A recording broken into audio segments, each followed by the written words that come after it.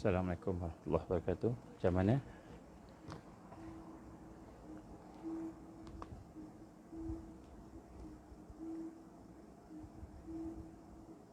InsyaAllah.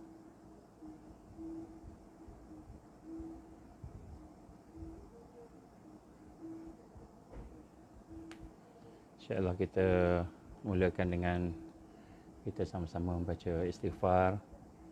Kita mohon ampun kepada Allah Subhanahu Wa Taala kerana dengan mudah-mudahan Allah memberikan barakah kepada majlis kita, memberikan rahmat kepada majlis kita insya-Allah.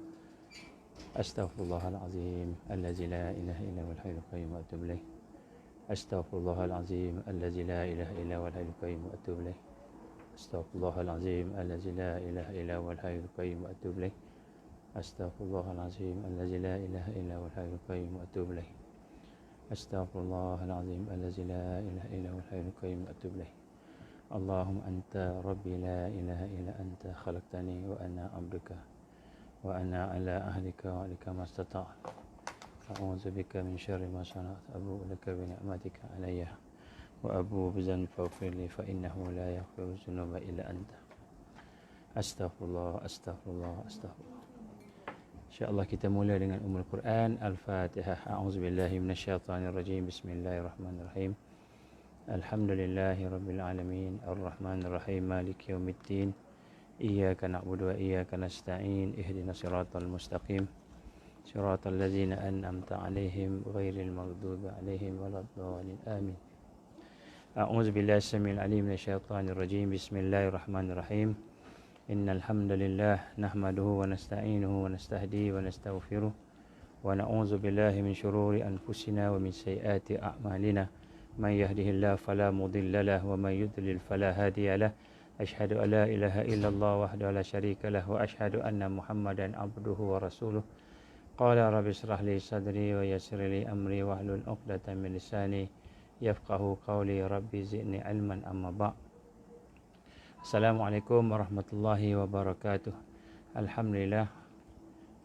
Pertama-tama marilah sama-sama kita memanjatkan rasa syukur kepada Allah Subhanahu Wa Taala dengan keizinan Allah, dengan kasih sayang Allah, kita diberikan kesempatan untuk sama-sama kita berada dalam majlis ini.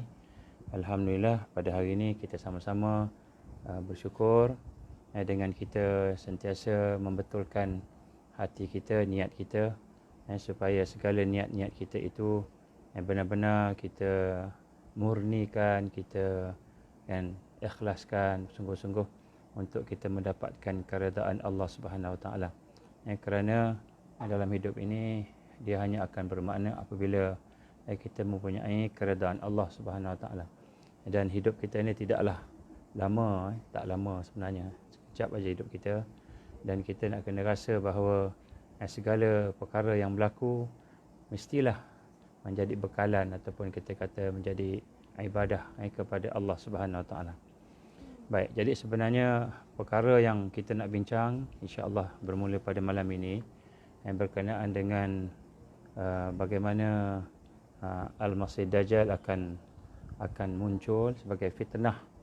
Selepas kita membincangkan tajuk fitnah-fitnah yang besar melalui hadis-hadis Nabi, di mana ia merupakan mukaddimah kepada kerajaan Al-Masih Dajjal.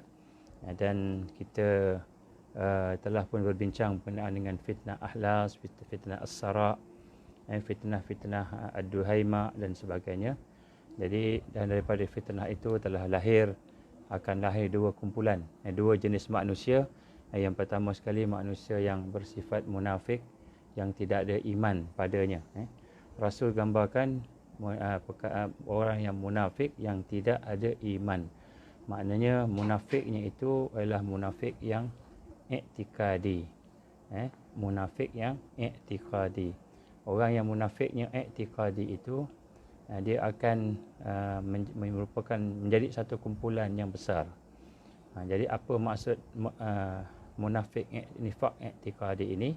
Ialah orang yang golongan yang munafik, yang mana mereka di luarnya nampak Islam, yang nampak luar ni macam orang Islam, pakaiannya Islam, dia punya kita kata perwatakan dia, luarannya kamu nampak menarik, perkataan dia menarik, dan juga mereka ni bercakap dengan hujah-hujah yang menarik hati manusia.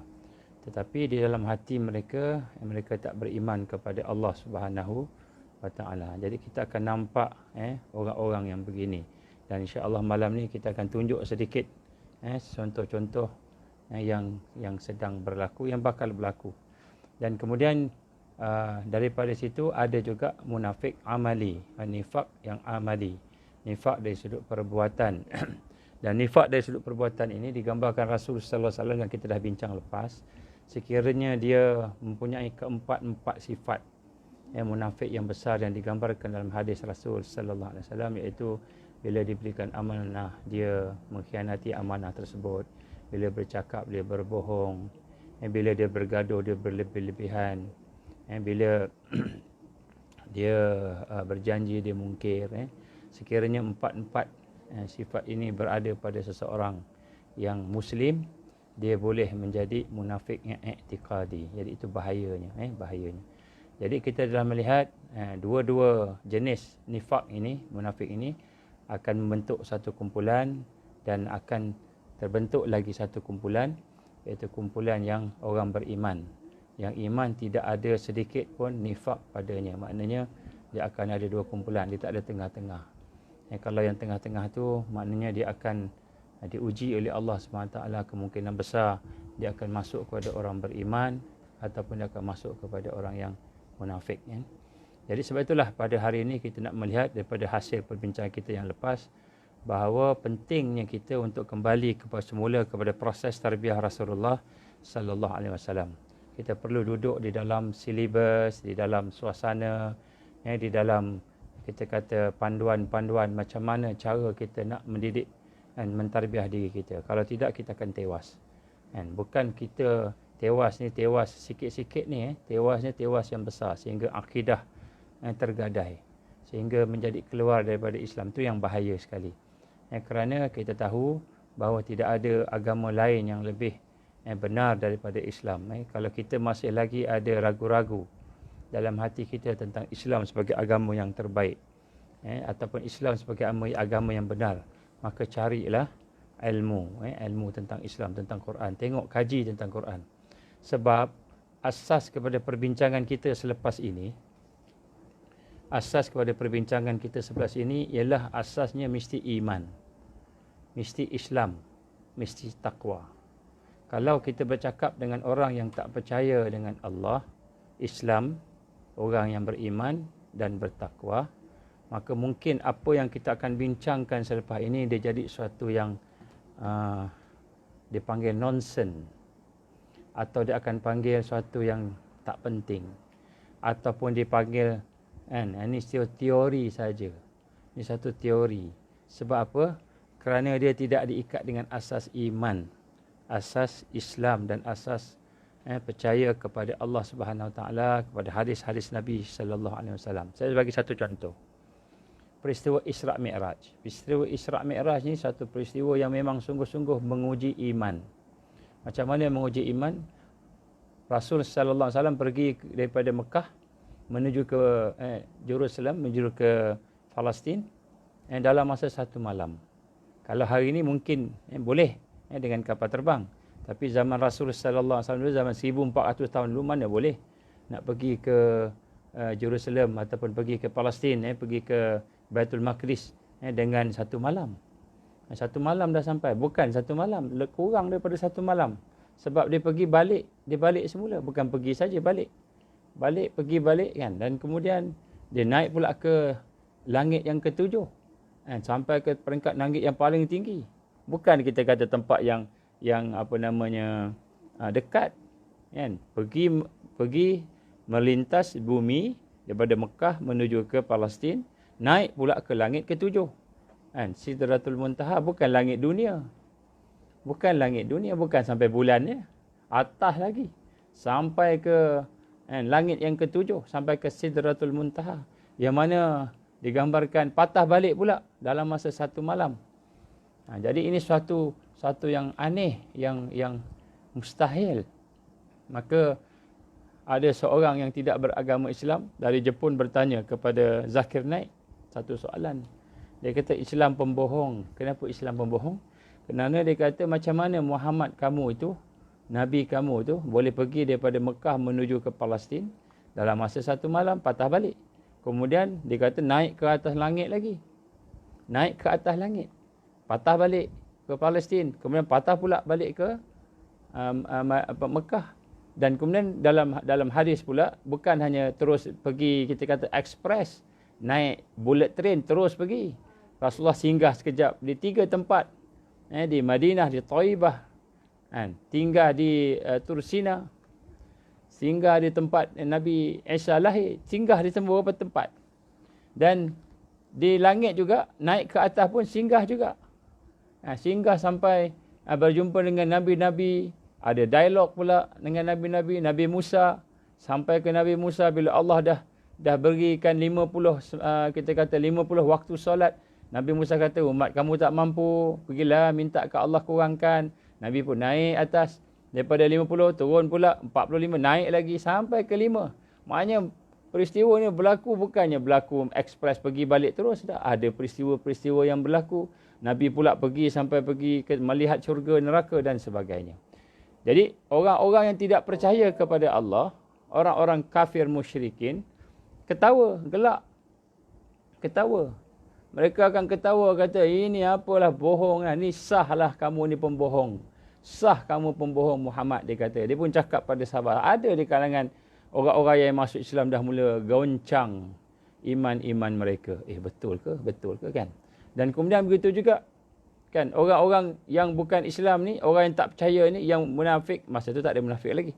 Kan, orang yang apa kita kata musyrikin ni, kan, menggunakan tu sebagai hujah untuk nak membodohkan Islam, meruntuhkan kepercayaan orang pada Islam. Kecuali lah berlaku pada Sayyidina Abu Bakar As-Siddiq radhiyallahu anhu. Dia kata pada dia, kamu percaya tak kalau ada orang cakap pergi daripada Mekah, pergi ke Palestin dalam masa satu malam, naik langit ke patah balik, tak sampai besok, tak sampai subuh pun dah patah balik sini, percaya tak? Dia kata, mana ada orang boleh buat macam itu? Waktu itulah Muhammad kawan kamu. Apa kata Sayyidina Abu Bakar As-Siddiq radhiyallahu anhu? Dia kata, oh Muhammad ke yang cakap? Rasulullah ke yang cakap? Kalau Muhammad yang cakap lebih daripada itu pun aku percaya. Itu orang beriman. Jadi untuk kita berbincang mengenai tajuk Al-Masih Dajjal ini, untuk berbincang tentang perkara-perkara yang kita tak nampak ini, ataupun yang belum nampak lagi, maka penting untuk kita memahami beberapa hakikat sebelum kita berbincang. Kerana kalau kita tidak faham, maka kita akan nampak ini sebagai satu cerita. Cerita-cerita sayembara. Cerita-cerita untuk sedap-sedap aja. Ataupun cerita-cerita untuk bagi kita ni habiskan masa COVID-19 ni. Maka kita akan tersalah. Sebab itulah nombor satu, sebelum kita bermula tentang tajuk macam mana kita nak melihat tanda-tanda Al-Masih Dajjal ini keluar, maka marilah sama-sama kita melihat beberapa persiapan-persiapan kita. Yang pertama, segala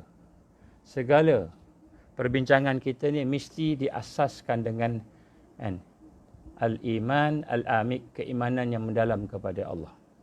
Kerana apa yang kita nak bincangkan ini adalah merupakan daripada ayat-ayat Allah Subhanahu Wa Taala, daripada hadis-hadis Nabi sallallahu alaihi wasallam, dan daripada ayat-ayat Allah dan hadis Nabi itu kita akan melihat perkara yang ada berlaku pada hari ini, yang kita nampak merupakan perkara yang telah dirancang oleh musuh-musuh Islam ataupun oleh syaitan, oleh iblis, dalam rangka untuk nak mengelirukan kita, dalam rangka untuk nak mengalahkan kita. Yang ini pertama. Sebab itulah perkara yang kita nak sama-sama rasa, bagaimana pada hari ini kita kena melihat tentang asas ini. Yang kedua, tuan-tuan rahmati Allah, satu perkara yang mungkin timbul dalam perbincangan-perbincangan kita ini ialah apabila kemungkinan besar ada di kalangan kita yang akan merasakan bahawa kita ni sedang berhadapan dengan satu suasana-suasana yang besar. Suasana-suasana yang menakutkan. Suasana-suasana yang menyebabkan kita rasa macam, macam mana ni, aku ni macam mana, aku ni akan kalah, akan tewas, Dajjal yang nak datang. Jadi suasana yang takut, suasana takut. Jadi antara perkara yang akan berlaku ialah apabila kita membincangkan tentang peristiwa akhir zaman ini, malahan ini juga telah menjadi satu fitnah kepada sebahagian daripada ustaz-ustaz kita, apabila dia menyatakan tak payahlah bincang tentang akhir zaman ni kerana dia akan menakut-nakutkan orang, akan menakut-nakutkan manusia yang beriman kepada Allah Subhanahu Wa Taala. Tak payah bincanglah. Kalau kita baik, kita bincang benda yang progresif disebut, quote and quote progresif. Baik kita bincang perkara-perkara tersebut. Jangan tak payah nak bincang perkara-perkara yang akhir ni, dia akan menakutkan, akhirnya semua orang akan pakat lari, meninggalkan apa yang digambarkan sebagai Islam, meninggalkan apa yang digambarkan sebagai amalan-amalan yang sepatutnya dibuat. Maka di sinilah antara perkara yang penting untuk kita sama-sama merasai bahawa apabila kita menyatakan berkenaan dengan akhir zaman ini, maka perkara yang kita nak kena rasa bukanlah setakat kita nak tengok Dajjal itu. Kerana Abu Sa'id Al-Khudri, sahabat Rasulullah sallallahu alaihi wasallam, pernah satu ketika baginda ditanya oleh sahabat ni radhiyallahu anhu, dia kata apa? Dia kata, "Ya Rasulullah, ramai orang cakap pasal Dajjal, ramai orang cakap pasal kedatangan fitnah yang besar. Maka dia kata, aku merasakan ramai di kalangan sahabat-sahabat yang takut dengan peristiwa-peristiwa itu. Ramai yang takut. Maka bagaimana ya Rasulullah?" Maka Rasul tersenyum. "Wahai Abu Sa'id Al-Khudri, sesungguhnya Dajjal datang dengan sihir yang mungkin kita nampak kuat, lebih kuat daripada manusia biasa-biasa. Dia ada sihir dia. Tetapi Allah Subhanahu Wa Taala lagi kuat. Allah Subhanahu Wa Taala lagi hebat. Maha kuat, maha hebat. Maka kenapakah kita mahu meletakkan ketakutan kepada Al-Masih Dajjal?" Maka di sinilah antara perkara-perkara yang timbul kepada para sahabat dahulu. Sebab bila Rasul sallallahu alaihi wasallam menceritakan tentang Al-Masih Dajjal ini, contohnya hadis-hadis tentang Dajjal ini, maka ramai sahabat-sahabat yang merasakan seolah-olahnya Al-Masih Dajjal ni ada di hadapan mereka, ada di situ. Maka sebab itulah kita ingin sama-sama menyatakan di sini bahawa asas kepada perbincangan kita ini mestilah kita ni duduk dalam tarbiyah Islam, mesti. Baru kita boleh nampak, baru kita faham. Dan apakah maksud tarbiyah Islam di sini? Ialah bagaimana kita mesti berada dalam proses untuk yang pertama sekali yang kita bincang pada masa yang lepas, dalam siri-siri yang lepas, kita bincang bahawa kita perlu ada proses untuk mengenal Allah. Proses untuk mengenal Allah. Jadi kita mesti ada proses itu. Mesti ada proses untuk bagaimana kita nak kenal Allah, sehingga bila kita mengenal Allah Subhanahu Wa Taala, maka pada masa itu ketakutan-ketakutan yang ditimbulkan oleh jiwa-jiwa kita ini ataupun bisikan-bisikan syaitan itu akan menjadi suatu yang kecil. Dia tidak akan berkesan kepada kita. Dan di sinilah yang kita nak sama-sama betulkan. Sebab itulah tuan-tuan puan-puan, saya nak bertanya dengan tuan-tuan puan-puan sekalian, adakah tuan-tuan dan puan-puan telah pun memulakan amalan-amalan yang saya sebut? Amalan-amalan yang saya sebut, contohnya amalan-amalan untuk kita mulakan zikir kepada Allah. Yang pertama sekali tuan-tuan, amalan yang kita kena buat di peringkat sekarang ni ialah kita mesti memulakan diri kita bertaubat kepada Allah Subhanahu Wa Taala dalam segala perkara. Kerana dalam kehidupan kita, tak berapa dengar. Dalam kehidupan kita ini, sekiranya kita tidak bertaubat kepada Allah, walaupun yang kita sampaikan, yang kongsikan ini sesuatu yang benar, yang mempunyai hidayah Allah, mempunyai rahmat Allah, tetapi dia tak boleh masuk dalam hati kita. Dia akan masuk macam mana kita tengok movie. Masuk macam mana tengok movie. Tengok movie ni apa kesan dia? Kita takut juga tengok cerita hantu. Mungkin ada yang takut tengok cerita hantu, cerita pontianak lah, cerita pocong lah, cerita apalah kan. Tetapi takut itu dia jadi sebagai imajinasi dia. Dia menjadi diduduk dalam subconscious mind dia. Dia tidak duduk benar-benar di dalam suatu yang boleh dia nilai, boleh dia jadikan sebagai sesuatu sama ada benda tu betul tak betul, dia boleh fikir tak. Dia masuk kat situ je. Akhirnya kita jadi orang penakut. Nak keluar rumah jadi takut, gelap takut, tengok kubur takut. Takut tu, kita tak tahu takut tu macam mana. Padahal takut tu tak ada. Takut tu tak ada. Sebagai satu contoh. Kalau pada satu ketika, contohnya, kita nak berjalan, nak balik ke rumah katakanlah kita daripada satu tempat nak balik rumah. Daripada satu tempat nak balik rumah. Tiba-tiba tempat tu kita terpaksa lalu kubur.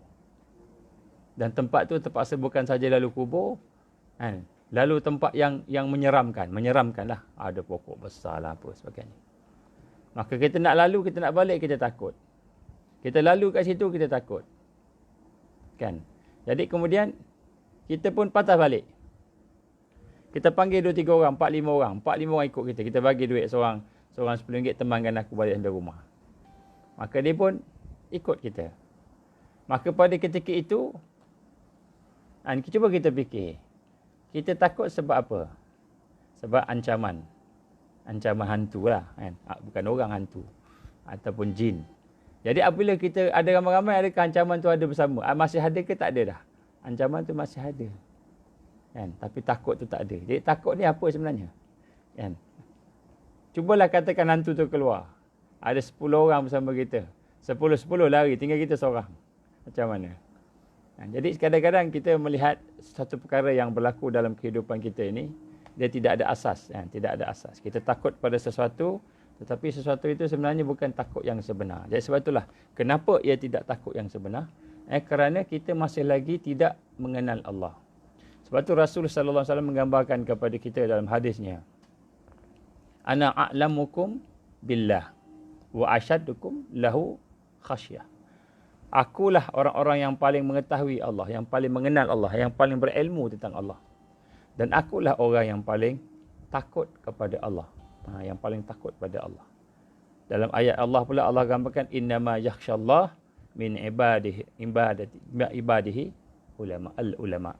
Di sini digambarkan oleh Allah Taala suratul Fatir, kata apa sesungguhnya orang-orang yang takut kepada Allah SWT itu adalah orang-orang yang dari kalangan yang alim. Yang alim ni makna yang ada ilmu, yang kenal Allah Subhanahu wa Taala. Jadi sebab itulah asas kepada perbincangan kita ini adalah merupakan asasnya mestilah asas untuk kita membina tarbiyah kita. Kalau tak jadi. Dia akan jadi apa? Dia akan jadi cerita aja. Lepas ni habis, tak ada apa-apa tindakan. Kerana apa? Kerana masalah kita sekarang ini, kita sedang diserang dengan penyakit-penyakit yang banyak. Antara penyakitnya al-wahnu. Al-wahan. Penyakit apa al-wahan ni?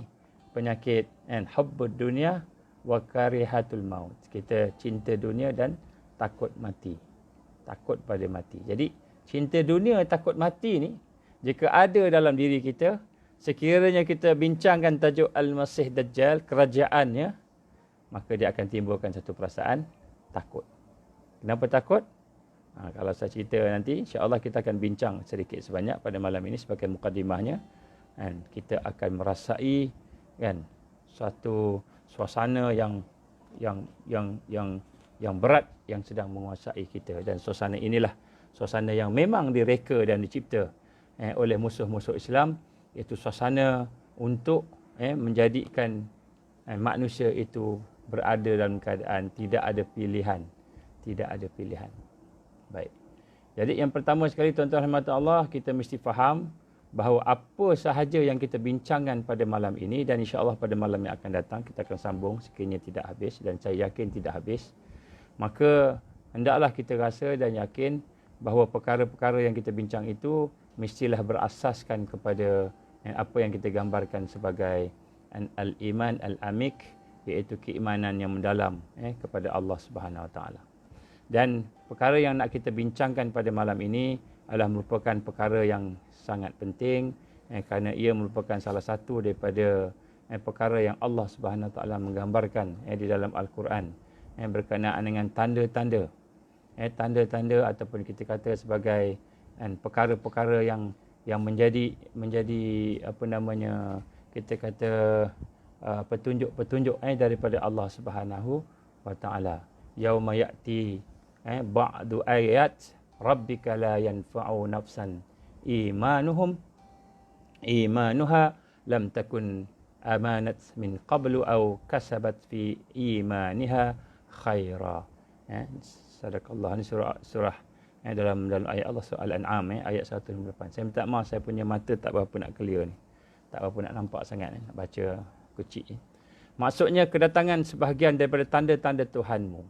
Sebahagian daripada tanda-tanda daripada Allah yang menjadi tanda-tanda hari kiamat. Maknanya Allah gambarkan Allah akan bagi tanda-tanda. Tanda-tanda, walaupun dalam ayat ini tidak sebut Al-Masih Dajjal. Walaupun dalam ayat ini tidak sebut Al-Masih Dajjal. Dia tidak sebut apa tanda-tandanya, tetapi dalam huraian daripada para ulama dalam tafsir menyatakan bahawa antara yang dimaksudkan oleh Allah Subhanahu Wa Taala itu ialah Al-Masih Dajjal. Antaranya ialah Al-Masih Dajjal. Dan di sinilah digambarkan bagaimana Allah menggambarkan kepada kita kedatangan sebahagian daripada tanda-tanda Tuhanmu yang menjadi tanda-tanda hari kiamat. Pada hari datangnya sebahagian daripada tanda-tanda Tuhanmu itu tidak berfaedah dan tidak bermanfaat lagi iman seseorang yang tidak beriman sebelumnya atau yang tidak berusaha mengerjakan kebaikan mengenai imannya. Jadi Allah Subhanahu Wa Taala menggambarkan kepada kita Allah telah pun Allah sifatnya Ar-Rahman Ar-Rahim, dia akan memberikan tanda-tanda kepada kita. Apanya tanda-tanda tu? Tanda-tanda hari kiamat. Tanda-tanda hari kiamat dan tanda-tanda yang menunjukkan tentang bagaimana perkara-perkara itu akan berlaku. Tetapi sebahagian daripada kita tidak ambil manfaat, buat tak tahu. Dia buat tak tahu saja apa yang berlaku. Tak sensitif. Maka Allah menggambarkan tidak berfaedah, tidak bermanfaat iman seseorang yang tidak beriman sebelumnya. Maksudnya sekiranya berlaku tanda-tanda itu, berlakulah peristiwa-peristiwa itu, maka Allah gambarkan tidak beriman, tidak bermanfaat iman sebelumnya dan tidak atau yang tidak berusaha mengerjakan kebaikan untuk iman itu. Untuk menghuraikan ni, Rasulullah sallallahu alaihi wasallam telah bersabda dalam hadisnya yang diriwayatkan Abu Hurairah radhiyallahu anhu berkenaan dengan tiga perkara. Tiga perkara yang mana sekiranya dia keluar, sekiranya tiga perkara ini keluar, tidak akan memberi manfaat kepada iman seseorang yang sebelumnya mereka itu tidak beriman. Kalau orang tu tidak beriman, contohnya Al-Masih Dajjal, dia kata Dajjal ni entah ya entah tidak. Dia kata Dajjal ni entah ya entah tidak, entah bila agaknya. Bukan zaman kita lah, Dajjal ni giant. Mana ada giant-giant sekarang ni? Giant tempat beli shopping ada lah. Grocery, giant betul-betul mana ada. Tak ada lah. Semua ni tak ada, dia kata. Maka dia pun kata, Dajjal ni mana ada, lama lagi lah kita ni hidup. Sekarang ni baru tengah nak kita kata apa, nak moden. Tengah nak moden, maka mana ada, tak pernah jumpa benda-benda macam gini. Ni semua teori-teori konspirasi yang dikata orang duk buat-buat, duk cakap-cakap aja. Maka dia menyatakan tidak ada, dia tidak bersiap. Maka kata Rasulullah sallallahu alaihi wasallam, tiga perkara yang ia akan apabila keluar dia tidak akan memberi manfaat kepada iman seseorang yang sebelumnya mereka tidak beriman atau sebelumnya tidak berusaha untuk melakukan kebaikan pada imannya. Jadi bukan saja dia tidak beriman, maknanya dia kafir. Maknanya kalau Dajjal keluar, tuan-tuan perempuan, orang-orang yang tidak Islam confirm akan ikut Dajjal. Confirm. Ini maksud daripada ayat Allah tadi dan daripada hadis Rasul sallallahu alaihi wasallam. Orang yang bukan Islam confirm akan ikut Al-Masih Dajjal. Dan kemudian orang yang beriman pula, tetapi dia tidak berusaha untuk meningkatkan iman dia. Malahan dia tidak melaksanakan amalan-amalan untuk menjaga dia daripada fitnah Al-Masih Dajjal. Tak apalah, tak ada apalah. Orang kata kalau nak lawan Dajjal ni kena amalkan surah Al-Kahfi. Alah, susahlah nak amal surah Al-Kahfi. Kan boleh tak kita pasang aja kaset ataupun pasang aja CD dekat dalam rumah kita kan? Tu kita baca tak macam itu. Ada juga soalan-soalan tanya macam itulah kepada kita semua berkenaan dengan ni. Jadi dia kata setakat kita suruh kita punya handphone baca kahfi. Tiap-tiap hari hari Jumaat tu kita pasang handphone. Kita kuat-kuat surah Al-Kahfi. Pasang surah Kahfi. Cukup lah macam tu. Dah pasang dah. Paling yang penting sebab kata Rasul mendengar sama dengan baca. Tuan-tuan rahmat Allah Subhanahu Wa Taala. Dan orang yang tidak mahu menjaga iman, orang yang tidak mahu beramal, sebutlah pasal Dajjal, sebutlah pasal Dukhan, sebutlah pasal apa, dia akan pandang benda ringan. Sebab tu di awal-awal tadi saya sebut, saya katakan, asas kepada perbincangan kita bukan sekadar nak tahu. Oh macam gini, ini agenda dia, ini dia perkara ni. Tetapi kita nak mengamalkannya. Ini saya tekan sungguh-sungguh tuan-tuan. Sebagai mukadimah saya kena tekan benda ni. Sebab kata kita tak faham. Hari ni ramai orang-orang menceritakan tentang akhir zaman. Tetapi dia tidak menceritakan proses bagaimana nak berhadapan dengan akhir zaman. Paling kuat dia kata hafal ayat-ayat surah-surah kahfi. Hafal 10 ayat yang awal, hafal 10 ayat yang akhir, baca kahfi hari Jumaat. Itu paling kuat disebut. Ataupun ada tambah-tambah lagi sikit, adalah beberapa perkara. Tapi jarang sangat ada. Mereka yang menceritakan tentang akhir zaman, yang menggambarkan tentang kita perlu ada proses untuk membina kekuatan. Membina kekuatan. Sebab Nabi dah bagi amaran. Ini hadis riwayat Imam Muslim. Nabi kata apa? Tidak akan berlaku, tidak akan beri manfaat kepada iman. Iman kita tak beri manfaat. Amal kita tak akan beri manfaat sehingga sebelum perkara itu keluar. Bila dah keluar, kita tidak jaga dia, tak tingkatkan dia, maka kita akan rosak dan kalah dalam pertempuran itu. Maka apakah perkara tersebut? Perkara tersebut digambarkan dalam hadis Rasulullah sallallahu alaihi wasallam ini. Dia ada sebenarnya ada hadis yang lain pun lain sikit dia punya itu. Tapi dalam hadis ini Nabi sallallahu alaihi wasallam menggambarkan begitu 3 perkara itu. Yang pertama ialah terbitnya matahari sebelah barat. Terbit matahari sebelah barat. Masa tu iman dah tak berguna dah.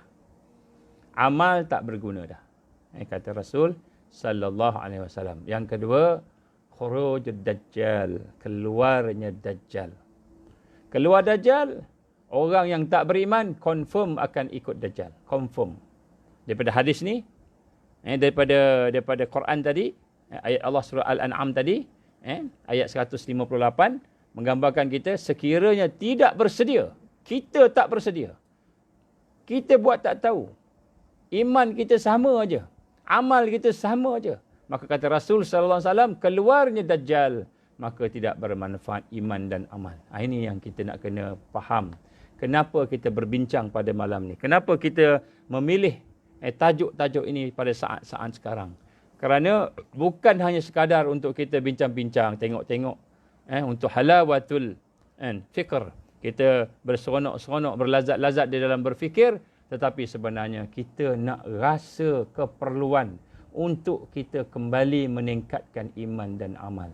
Meningkatkan hubungan kita dengan Allah Subhanahu Wa Taala. Ini asas. Ini asas. Sebab tujuan saya sama-sama berkongsi dengan tuan-tuan bukan hanya sekadar untuk bagi ceramah-ceramah ke, berkongsi-kongsi maklumat ke, tetapi sebenarnya lah untuk membina kekuatan. Membina kekuatan. Dan membina kekuatan itu bukan hanya dengan ilmu, tetapi mestilah dilanjutkan dengan ilmu yang bermanfaat, iaitu ilmu yang melahirkan amal. Inilah yang saya minta. Sebab itulah tuan-tuan saya nak sebut kat sini. Di dalam kita nak berhadapan dengan akhir zaman, maka wajib kita kembali kepada apa yang digambarkan sebagai madrasah tarbiyah Rasul sallallahu alaihi wasallam. Dan dalam madrasah tarbiyah Rasul itu, dia bukan hanya sekadar majlis ilmu macam ni, tetapi dia perlukan kepada satu sistem yang tersusun.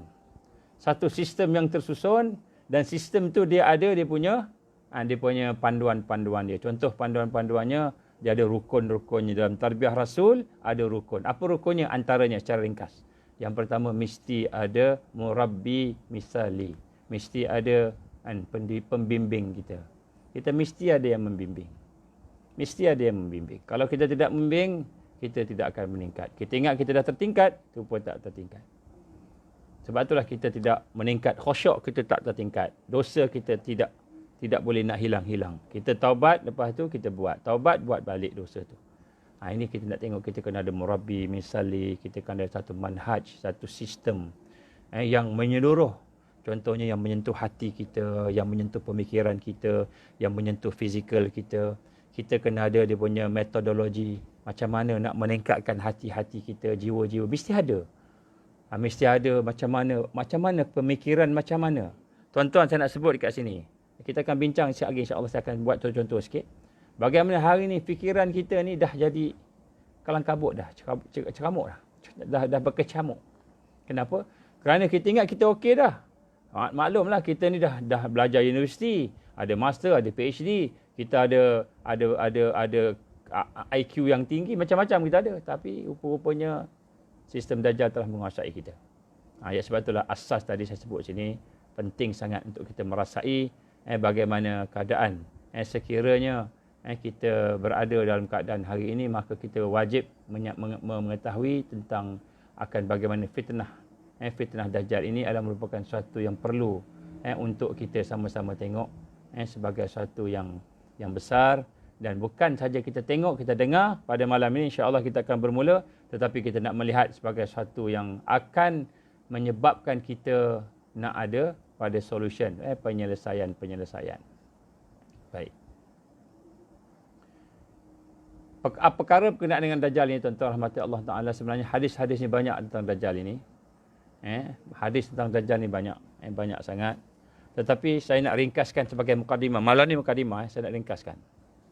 Saya nak rangkumkan dulu, nanti besok kita akan pergi satu-satu. Kita pergi satu-satu bersama dengan peristiwa semasa. Kita akan hubungkan hadis-hadis yang ada dengan peristiwa-peristiwa semasa yang berkaitan dengan perancangan-perancangan daripada iblis dan syaitan. Ini perkara yang kita nak kena sama-sama faham tentang bagaimana sebagaimana saya telah pun huraikan di dalam siri yang pertama atau kedua, mungkin siri yang kedua, saya tak ingat, mungkin siri yang kedua. Saya telah menghuraikan kepada tuan-tuan bagaimana apabila kita berada di fasa keempat ini, semua yang berlaku kepada kita ini, kita nampak elok, cantik, baik, tetapi yang kita tak nampak, buruk. Kita nampak kebaikan, yang kita nampak baik ini sikit. Yang kita tak nampak, yang tak nampak tu, yang tak baik, banyak. Itulah asas kepada sistem Al-Masih Dajjal. Apa asas kepada sistem Al-Masih Dajjal? Iaitu dia menipu. Dia mengadakan tipu daya. Sebab itulah kekuatan Al-Masih Dajjal di dalam hadis-hadis yang ada, dia boleh bagi makan, dia boleh hidupkan orang mati, dia boleh macam-macam sebagainya. Maka kekuatan-kekuatan itu berasaskan kepada sihir. Dan apa maksud sihir? Sihir ini ialah sesuatu yang masuk ke dalam minda kita, dan kemudian dia boleh tembus minda yang sedar, conscious mind dipanggil. Minda sedar, kita berfikir, dia boleh tembus dengan sebab subconscious mind kita, minda bawah sedar kita telah pun menguasai kita.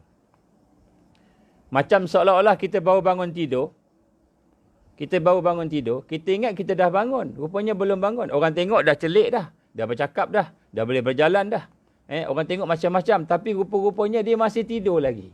Dia masih mamun. Kalau orang Johor panggil mamun, tak tahu orang tempat lain panggil mamai-mamai lagi kan. Dia tak boleh berfikir. Kita ni nak makan apa? Padahal bukan masa makan. Kita ni bila nak pergi? Padahal kita tak ada pergi mana-mana. Maknanya dia merasakan bahawa apa yang ada di alam mimpi, tadi mimpi semasa tidur, dengan alam sedar, dia gambung. Itu masa subconscious mind menguasai. Minda bawah sedar menguasai. Ini adalah merupakan satu yang telah saya dah huraikan dalam siri yang lepas. Jadi kita dapati sihir, dia boleh masuk apabila mereka boleh menguasai subconscious mind. Dan sihir ini dia bermula dengan hipnotis. Apa itu hipnotis? Hipnotis itu ialah apabila dia menguasai kan jurang ataupun gap di antara yang sedar, minda di bawah sedar, tengah-tengah tu ada dia punya garisan itu. Bila dia menguasai garisan itu antara sedar dengan tidak sedar, sehingga dia boleh bagi proposal, cadangan-cadangan kepada minda yang sedar, masuk kepada yang tidak sedar tadi, bawah sedar tu, dia boleh masuk tu, pop, dia boleh hypnotize seseorang. Dia boleh menjadikan seorang itu menerima cadangan-cadangan, orang tu sedar, tapi dia masuk terus ke subconscious mind. Seperti bila kita melihat TV. Bila kita melihat TV, walaupun kita berfikir, kita tak tidur, sedar. Tapi sebenarnya segala maklumat yang ada di dalam TV itu akan masuk direct ke dalam subconscious mind kita. Seperti kita terhipnotis. Jadi apabila seseorang itu melihat TV, daripada kajian medical engineering, saya pun medical engineering juga, adalah belajar sikit-sikit. Apabila seorang itu melihat TV, maka pada masa itu, segala maklumat yang ada di situ, dia bukan hanya sekadar di conscious mind, tetapi dia akan masuk terus ke subconscious mind. Seperti hipnotis. Dia bagi proposal, dia boleh bagi cadangan, dia boleh bagi kan apa yang dia nak bagi tadi, maklumat tadi sampai masuk ke dalam subconscious mind. Jadi sihir ni, apabila maklumat tadi masuk dalam subconscious mind dan dia menguasai subconscious mind. Sehingga subconscious mind memang benar-benar duduk di bawah kuasa dia. Itu sihir. Sehingga menjadikan, kalau dia memberi cadangan kepada orang itu, dia memberi cadangan kepada orang tu, dia kata, yang ada di depan kamu ini adalah laut, maka dia akan nampak laut. Yang ada di depan kamu ini adalah gunung, maka dia akan nampak gunung. Walaupun tak ada gunung, walaupun tak ada laut. Dia boleh masuk dalam minda separuh sedar, sehingga minda separuh sedar itu menguasai. Jadi sebab tu kalau kita tengok dan cerita-cerita futuristik, banyak mengisahkan tentang bagaimana orang telah di brainwash, dia cuci minda dia dan sebagainya. Orang yang telah dikuasai dengan hipnotis. Banyak cerita-cerita kisah tu. Itu adalah teori-teori asal yang ditunjukkan pada kita. Sebenarnya dia nak memberitahu kepada kita perkara-perkara yang sedang berlaku. Sebab itulah di dalam TV ni, ada setengah-setengah rancangan tu dia ada subliminal wave. Ada gelombang-gelombang subliminal yang akan masuk terus direct ke dalam diri kita, dan kemudian dia akan terus masuk dalam memori. Dia akan terus masuk dalam diri kita dan terus masuk dalam memori. Bila masuk dalam memori itu kita akan ingat. Dan apakah bahayanya subconscious mind ini? Bahayanya subconscious mind ini ialah apabila dia dah masuk dalam tubuh badan kita atau dalam akal kita, minda kita, maka pada ketika itu kan dia akan membentuk satu memori baru. Dan memori itu seolah-olahnya berlaku pada kita. Sedangkan dia belum berlaku. Ini the power of mind. Kalau kita study tentang subconscious mind, kita akan nampak bagaimana perjalanan. Di sinilah mereka memanipulasikan conscious subconscious mind ni, maka disitulah sihir bermula. Sebab itulah tuan-tuan rahmat Allah, bagaimana sihir ni boleh masuk? Sekiranya subconscious mind kita kosong, maka dia boleh masuk. Kalau subconscious mind kita tidak ada iman, tidak ada akidah, tidak ada kekuatan, maka dia boleh masuk dalam subconscious mind kita. Tetapi kalau subconscious mind kita dipenuhi dengan kekuatan-kekuatan zikrullah contohnya, ataupun kekuatan-kekuatan tafakkur yang membawa kepada iman, maka insya-Allah sihir tak boleh masuk. Dia akan kesan tapi tak lama. Dia akan kesan tapi tak lama. Pengalaman yang dihadapi oleh orang-orang yang terkena sihir, kita dapati, kebanyakan daripada mereka bila terkena sihir, contoh, ada orang dia melihat perut dia buncit, tapi sebenarnya tak buncit. Ada orang rasa sakit, tapi sebenarnya tak sakit. Ada juga yang sakit dengan bantuan jin. Ni lain pula. Ni jin ni dia ada ni lain pula. Jin ni dia boleh ada kemampuan untuk nak buat masuk bahan dalam tubuh badan kita. Itu adalah tu cerita lain. Nak sebut sini tentang sihir saja. Tapi jin ada bantu. Kalau sebut jin pun ada, syaitan ada bantu. Baik. Nak sebut kat sini, kadang-kadang dia nampak benda sakit tapi tak sakit. Kan? Contoh, kadang-kadang katalah tiba-tiba tangan kita sakit. Tangan kita sakit. Kan? Nampak tak ada kena, tak ada apa, tak, tapi tiba-tiba dia bengkak aja, tiba-tiba ada je kan. Kan? Maka kita pun pukul dia, kita baca doa, minta apa, hilang. Tiba-tiba hilang. Tidak ada apa-apa ubat, rawat apa, fizikal tak ada, hilang. Jadi itu antaranya adalah pengaruh-pengaruh subconscious dan juga pengaruh-pengaruh kemungkinan ialah sihir-sihir daripada syaitan dan jin. Baik. Jadi Dajjal ini, kekuatan dia itu di situ. Yang membawa, yang menjadi ultimate. Tapi sebelum dia sampai kepada situ, sebelum dia keluar daripada kajian-kajian yang dibuat, dia mesti dia menyediakan suasana dan kita kata keadaan yang mana menyebabkan manusia boleh terima sihir dia. Boleh menerima sihir dia. Jadi maknanya kalau dia datang sini, tiba-tiba dia nak buat sesuatu dan manusia tak boleh terima sihir dia, maka dia akan lemah. Maka dia akan buat sesuatu sehingga menyebabkan manusia boleh menerima sihir-sihir dia.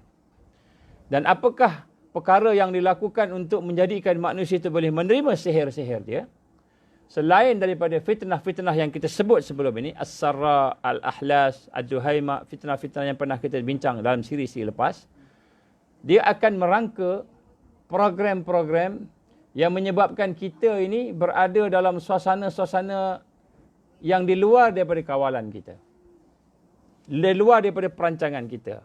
Dan perkara-perkara itulah serangan-serangan yang digambarkan yang bermula dengan serangan-serangan berbentuk fikiran, hati dan kemudian serangan-serangan luaran.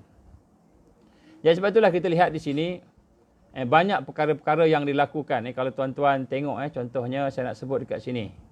Di dalam perancangan-perancangan yang dibuat, antaranya dia mensasarkan kepimpinan dunia. Dia mensasarkan kepimpinan dunia dalam perancangan dia. Dan sebenarnya saya pernah sebut beberapa ayat Allah SWT yang menyatakan kepada kita tentang bagaimana mereka ni merancang untuk menguasai dunia. Merancang untuk menguasai dunia. Kenapa? Kerana Allah SWT menjadikan manusia itu sebagai pemimpin dunia, khalifah. Maka sudah tentulah dia melihat, iblis melihat bahawa segala yang berlaku di atas muka bumi ini, sekiranya dia boleh memenangi kepimpinan dunia, maka sudah tentulah dia akan menguasai seluruh manusia. Maka dia merancang untuk menguasai kepimpinan dunia. Dan apabila dia boleh menguasai kepimpinan dunia ini, maka sudah tentulah dia akan boleh merancang apa saja yang dia nak buat. Sebagainya saya akan sebut sekejap lagi.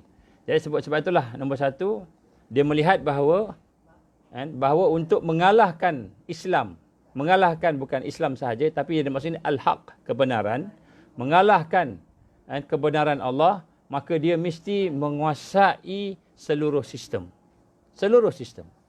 Allah berfirman dalam surah Al-Baqarah, saya pernah sebut, surah Al-Baqarah ayat 208. Allah Subhanahu wa taala berfirman, a'udzubillahi minasyaitonirrajim. Ya ayyuhallazina amanu dukhulu fis silmi kafah wa la tattabi'u khutuwatis syaitan innahu lakum aduwwum mubin. Sadaqallahul azim. Wahai orang beriman, ini Allah gambarkan pada kita. Wahai orang beriman, masuklah kamu dalam Islam secara menyeluruh, semua sekali. Jangan hanya masuk bahagian ibadah saja. Contohnya, kita masuk, kita semayang, kita puasa, kita haji, kita umrah, bahagian ibadah saja. Ataupun bahagian iman saja, kita beriman saja.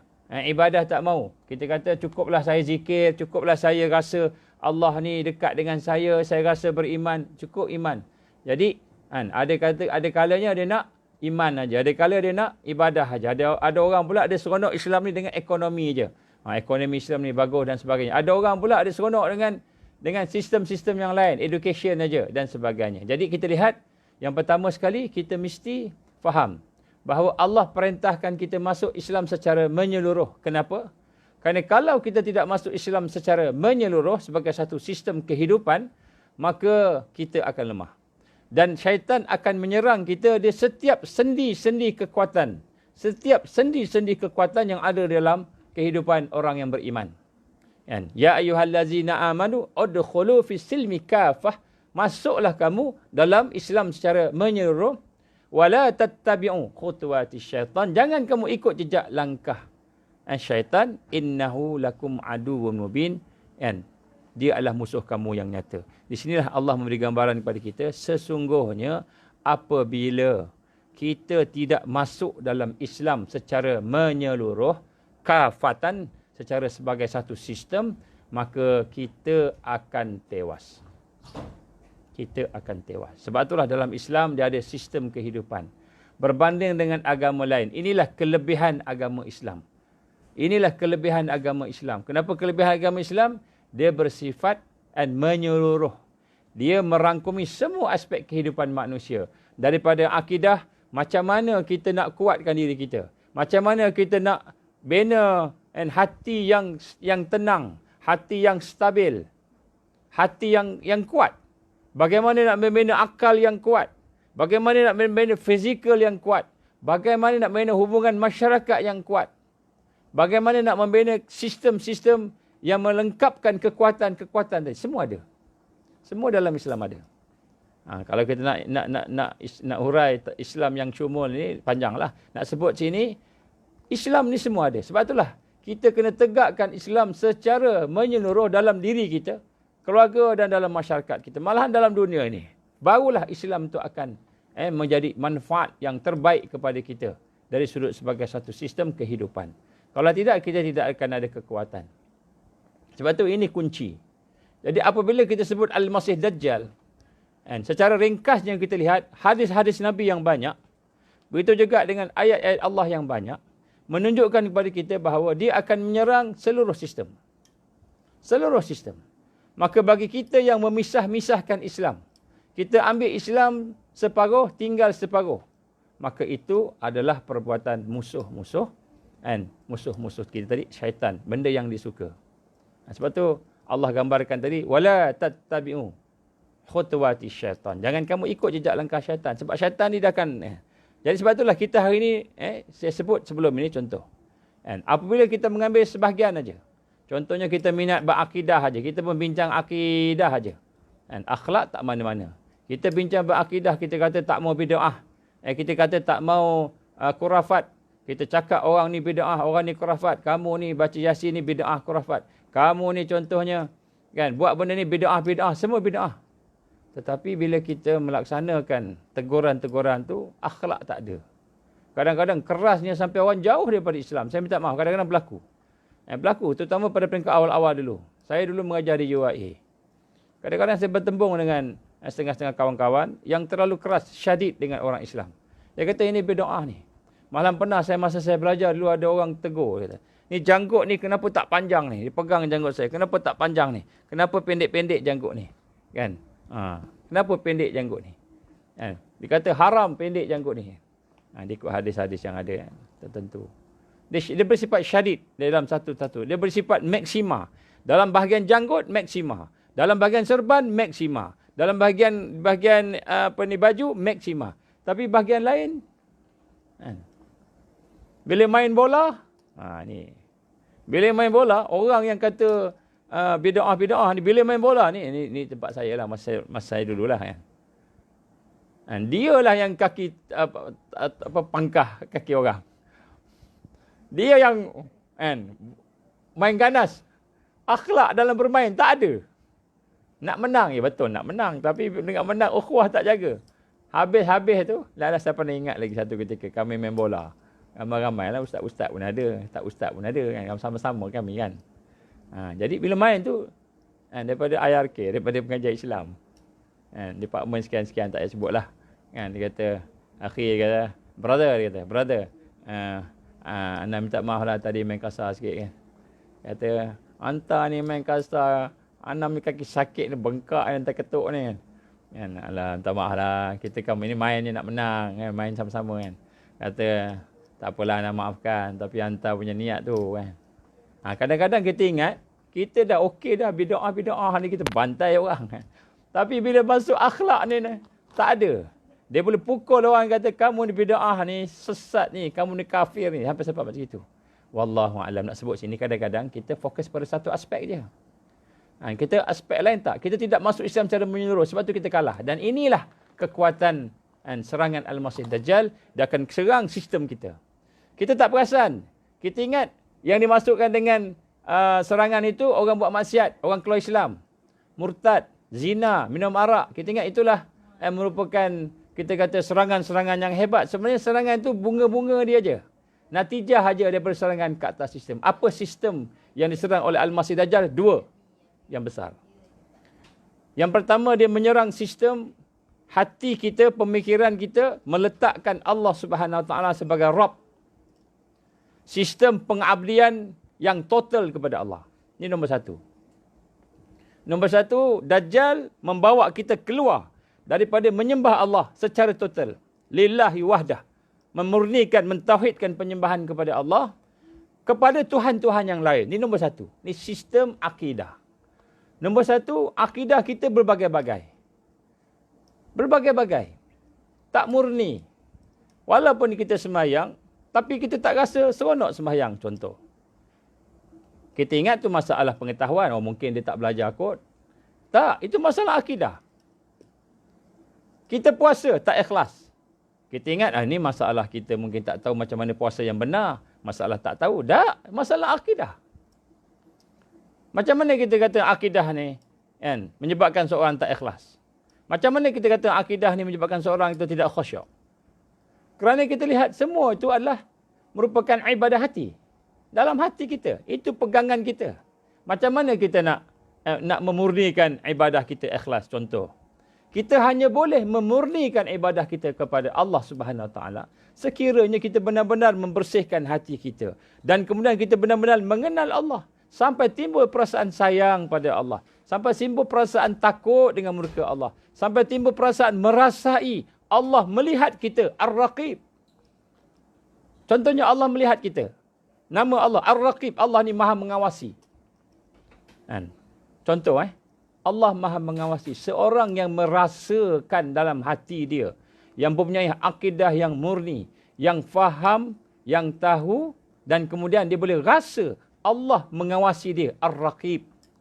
Maka sudah tentu dia tidak akan buat maksiat. Saya bagi contoh, kita masuk dalam sebuah bilik. Dalam bilik itu ada CCTV. Dan setiap CCTV itu diperhatikan oleh seseorang. Bila kita masuk bilik itu, ada orang tengok kita dengan kamera. Orang tu tak ada, kamera je ada. Maka apa kita buat? Tentu kita takkan buat benda yang tak senonoh. Kan? Baring-baring lah, apalah. Kan? Angkat kaki tinggi-tinggi lah. Buat benda yang tak... Mesti kita duduk elok-elok lah. Kan? Sekurang macam itu kan. Nak sebut ni, kenapa kita diperhatikan? Tetapi apabila seseorang itu mengenal Allah dengan sifat Ar-Raqib contohnya. Dan dia merasai Allah mengawasi dia. Allah memerhatikan dia. Allah melihat dia. Allah mendengar dia. Apa yang dibisik-bisik.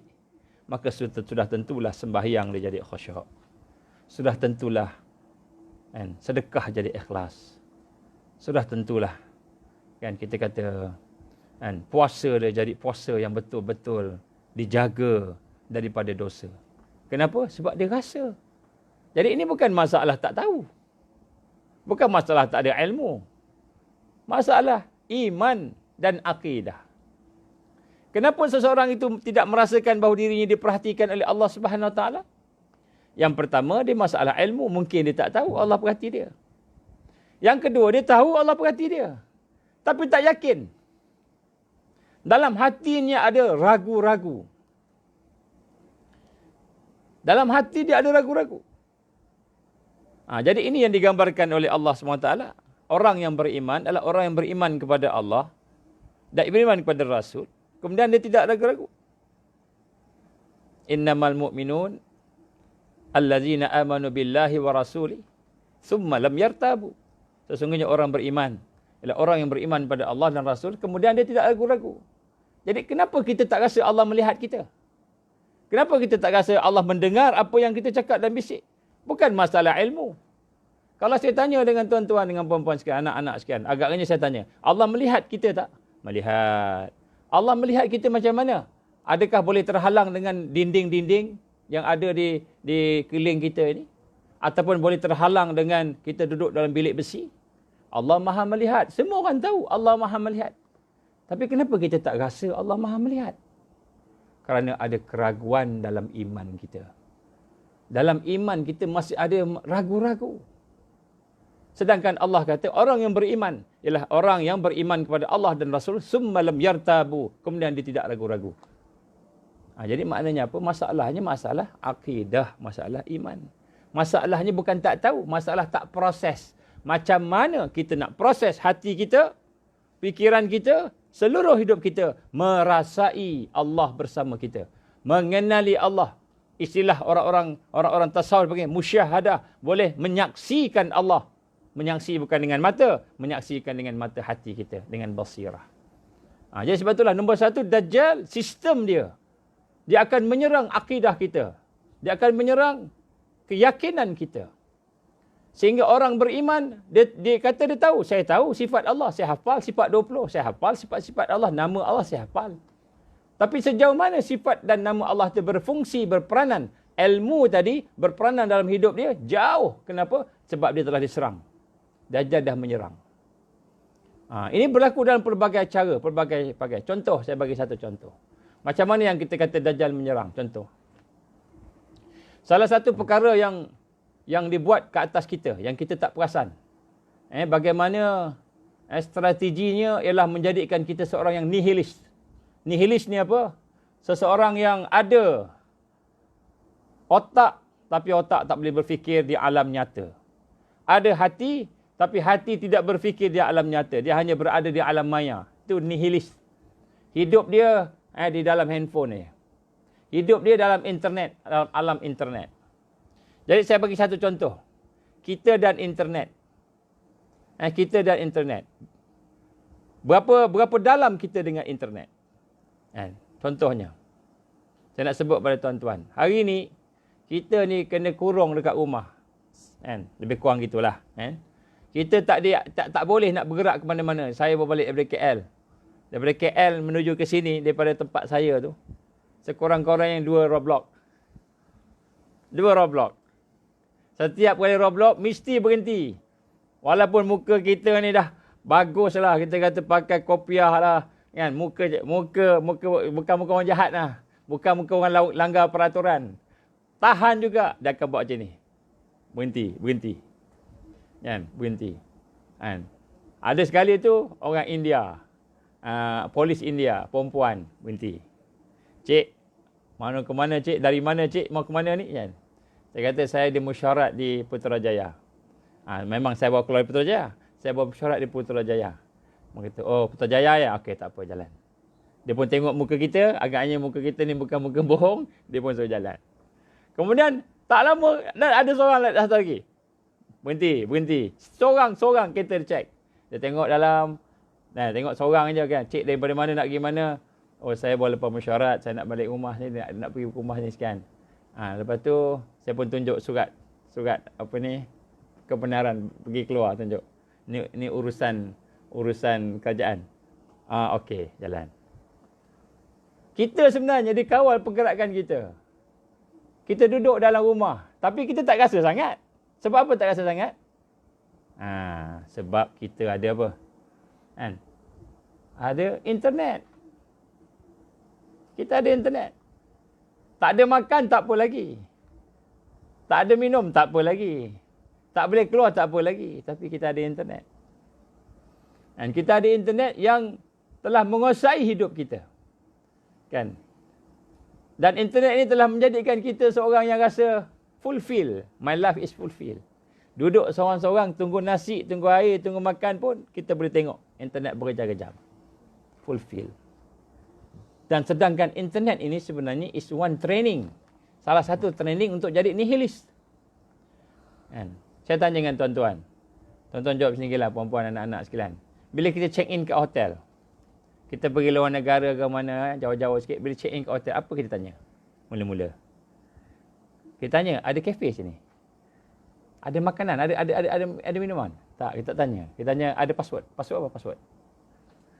Semua orang tanya password. Semua orang tanya password. Password mana? Ada wifi? Ada wifi free tak? Baik, jadi kita tengok hari ini salah satu training mereka kepada kita ialah jadi nihilis. Kita dah terlibat dah pun.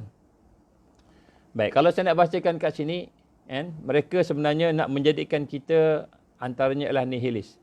Bermula dengan TV. Saya sebut dah lepas 1920-an TV bermula. Dan 1960-an internet bermula. Dan saya nak sebut kat sini, pada tahun 2004, pada tahun 2004 mereka telah buat satu prediction. Ni orang media mungkin boleh cuba sampaikan maklumat-maklumat ni kan. Bahawa TV akan habis. Orang dah tak tengok TV dah lepas ni. Orang akan tengok internet broadcasting. Sebab itulah mereka buat satu ujian, satu eksperimen. Contohnya apa? Netflix. Berapa orang yang dah beli Netflix? Kan? Saya rasa ramai. Apa maksud Netflix ni? Maksudnya semua movie tak payah pergi panggung wayang lah, tak payah pergi teater dah. Teater akan datang ke rumah kita. Tengok apa yang ada. Kan? So kita bayarlah sikit Netflix tu, kemudian kita boleh tengok semua movie yang nak. Betul? Movie akan datang, kita tak payah keluar dah. Dan kemudian akhirnya apa akan berlaku? Hari ini kita lihat Disney sudah mula telah mula embark untuk mengikuti Netflix. Disney pun akan buat. Dan begitu juga dengan produser-produser yang besar. Perfilman akan semula migrate untuk ke internet. Sekarang ni TV semua akan kurang. Lama-lama TV akan kurang. Semua internet. Dah mula dah. Kan? Dan kemudian kita tengok internet tu bagus. Apa maksud bagus? Kita okey. Tak ada apa-apa. Bukan saya rosak dengan internet ni. Saya okey. Saya tak ada apa. Saya buat kerja. Bagus sebagainya. Kalau nak keluar mana-mana pun, saya akan ada boleh online je. Sekarang ni semua Grab je. Kan? Grab food. Kan? Food Panda. Kalau nak order makanan, semua dah internet je. Tak payah keluar. Kalau nak tengok apa pun, Netflix dah ada. Ataupun tak lama lagi mungkin ada lagi banyak daripada Netflix lagi. Jadi maknanya semua dah dekat dalam rumah. Semua dah gunakan internet. Baguslah. Kita kata. Kita boleh guna semua sebagainya. Kan? Tapi apa trik dia? Apa plan Dajjal kat atas internet ni? Ini kita tak nampak. Yang pertama sekali, plan dia nak jadikan kita addicted dengan internet. Plan dia. Sehingga kan kita tak boleh tinggal ni. Semua orang akan mula pergi ke sini, real life tak ada dah. Kalau nak communicate dengan anak-anak pun, dah guna WhatsApp je. Nak communicate dengan orang-orang mana-mana, rapat-rapat, kawan-kawan pun dah guna WhatsApp je. Tak jumpa dah. Dah tak perlu jumpa dah. Peopleless. Dah mula orang dah kurang. Maka hubungan dah jarak. Usrah ke program-program halakah ni macam ni. Semua cukup internet cukup. Sedangkan sebenarnya dalam Islam, tidak cukup daripada jauh-jauh, jarak jauh ni tak cukup. Dalam Islam kita kena jumpa. Dia ada ukhuwah, dia ada roh, ada hati dan sebagainya. Nombor satu, dia nak latih kita hidup di alam maya. Inilah nihilis.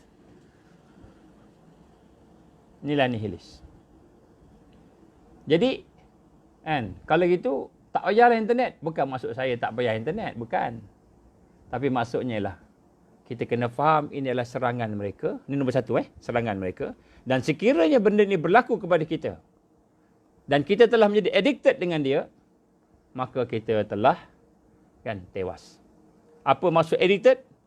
Maknanya kita gunalah teknologi ini semaksima yang boleh. Kita gunalah teknologi ini maksima yang boleh. Selagi kita tidak addicted. Setelah kita addicted dengan dia, kalau main game tu, sampai sejam main game. Kalau tengok movie tu, sampai 3 jam, 4 jam, 5 jam boleh tengok movie. Murah, dalam ni murah. Jadi selagi kita tidak ketagih dengan internet, maka selagi itu kita masih okey. Maksimalkanlah pekerjaan kita dengan ni. Tetapi sekiranya kita telah mula ketagih dengan internet ini, apa maksud ketagih? Hidup kita tidak boleh, tak boleh tanpa ni. Itu ketagih. Kita tidak ada option dah. Kita mesti nak tengok, mesti nak guna, mesti nak buat. Maka setelah kita ketagih yang itu, maka kita telah disihir. Disihir. Ini peringkat pertama. Jadi lagi, ada peringkat, saya sebut lagi. Peringkat pertama, kita boleh keluar daripada addiction, maka insya-Allah maknanya kita okey. Tetapi berapa ramai yang boleh keluar daripada addicted sini? Apa maksud addicted? Yang pertama sekali, kita nak baca Quran. Tapi benda masa kita baca Quran telah diambil oleh WhatsApp. Ataupun telah diambil oleh movie. Ataupun telah diambil oleh game. Kita main game. E-sport. E-sport tu ambil masa sampai kan 24 jam dia punya. Kalau kita tengok di dalam apa namanya ni? Astro e-sport. E-sport tu apa logo e-sport? Siapa perasan apa logo e-sport? Logo e-sport lah telur. Telur and ada kening tak ada mata. Cuba tengok betul-betul. Ada kening tak ada mata. Mata tu itulah kening, itulah mata. Kemudian dia ada mulut. Apa maksud egg? Apa maksud telur? Telur tu maksudnya ialah mereka nak melahirkan manusia yang nihilis. Telur itu melahirkan orang-orang yang akan duduk di bawah pengaruh nihilisme. Manusia yang baru. Apa maksud nihilisme ini? Manusia yang nilai dia, prinsip dia, keyakinan dia, pemikiran dia hanya ada di dalam game sahaja. Dia tidak ada di luar. Sehingga dia tidak ada neraka, syurga, tak ada. Dia tidak ada dunia. Dunia pun tak kisah. Neraka, syurga pun tak kisah. Maknanya dia hanya ada kat situ. Selagi dia boleh menang main game tu, selagi itulah dia main. Dan sampai peringkat berjam-jam, mungkin makan berhari-hari. Berapa ramai di kalangan kita yang menghabiskan masa di rumah dengan game. Maka bila kita tak boleh nak lari daripada game, maknanya kita dah ketagih. Bila kita dah ketagih, sebenarnya kita dah masuk dalam kategori orang-orang yang sudah mendekati nihilis. Itulah telur tu, e-sport. Tuan-tuan rahmati Allah, kajian ni bukan saya buat seorang, banyak buat. Banyak pakar-pakar barat pun buat juga, pakar saintis buat. Sehingga mereka telah buat beberapa eksperimen dan telah melihat bagaimana orang-orang yang telah terkena dengan ketagihan dengan internet ini, bukan sahaja mental mereka ada masalah, subconscious mind mereka ada masalah, memory mereka ada masalah, malahan fizikal, otak mereka ada spot-spot, ada tumpuk-tumpuk putih di dalam otak mereka yang menunjukkan ada kesan pada neuropath. Neuron yang ada dalam otak ni ada kesan, ada tumpuk-tumpuk putih. Maknanya sebahagian daripada neuron itu rosak.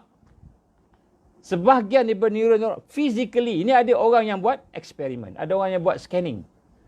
Saya dah cerita dah yang lepas. Nak sebut kat sini, ini maknanya kita kata internet ni bukanlah hanya sekadar begitu, tapi tujuan tadi nak melahirkan ni. Orang yang nihilis ni adalah orang yang paling mudah untuk disihir. Untuk disihir. Ini antara perancangan-perancangan mereka. Dan kemudian tak cukup dengan itu, tuan-tuan, puan-puan. Tak cukup dengan itu. Kalau kita pernah dengar, kan, One World ID.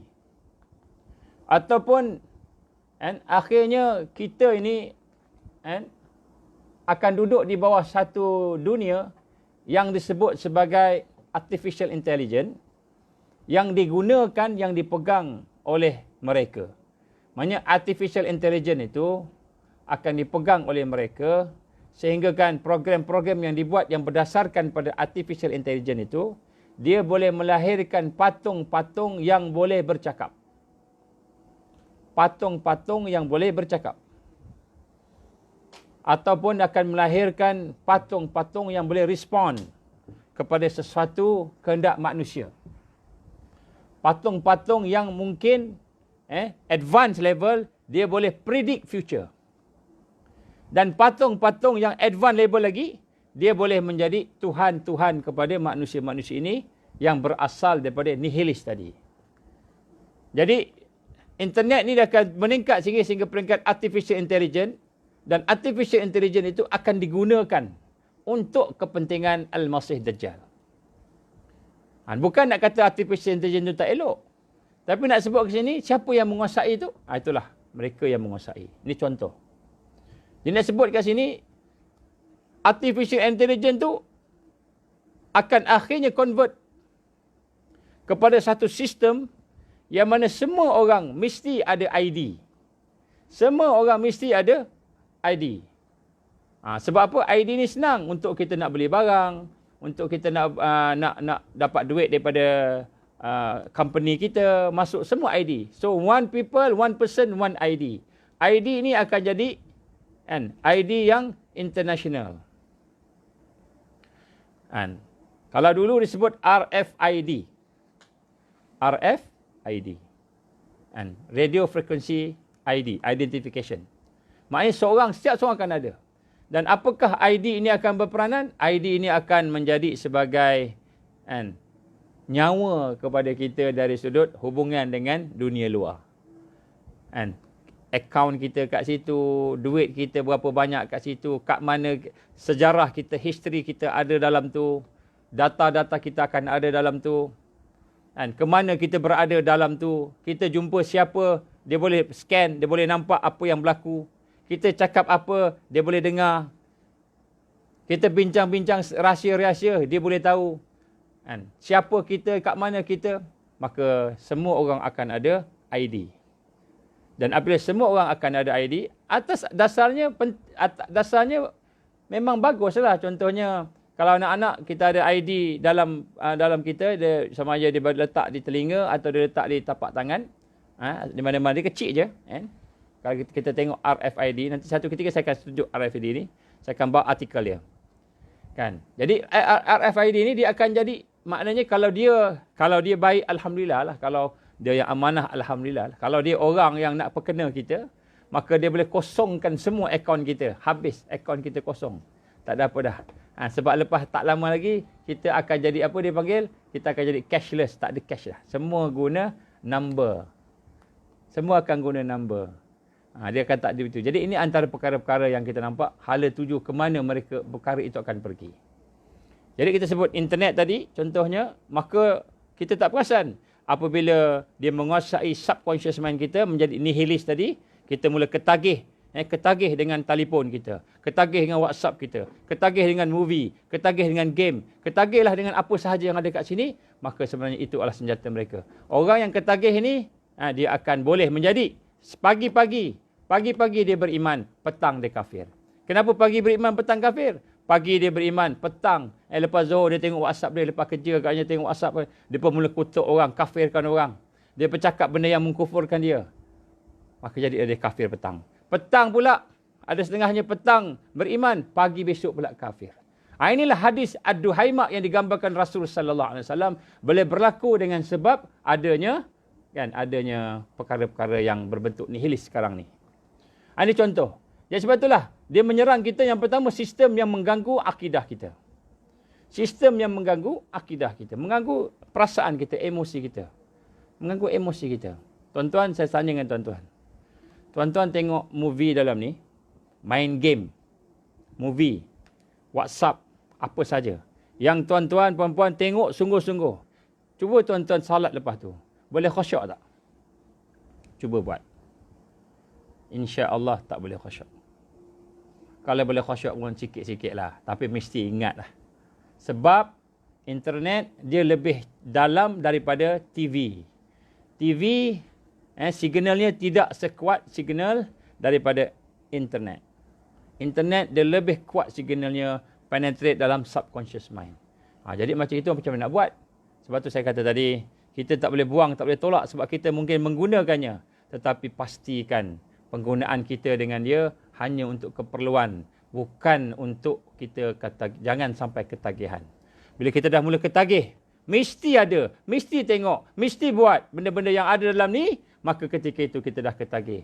Maka ketagih, sebelum kita kena tu, kita buat. Sebab tu kita nak kena berjadual, tuan-tuan. Berjadual. Kena ada masa-masa yang kita memang tak ada ni langsung. Kita nak train diri kita ni, hidup kita ni bersama Allah. Sebab itulah zikir-zikir ini amat penting. Zikir-zikir amat penting. And walaupun yang wajib-wajib kita buat, contohnya sembahyang puasa yang wajib-wajib kita buat, and zikrullah amat penting. Jumhur ulama yang mengkaji tentang pembinaan diri manusia ini, jumhur ulama, kalau tidak ijma' pun jumhur ulama mengatakan salah satu jalan yang terbaik untuk membina kekuatan jiwa ialah zikrullah.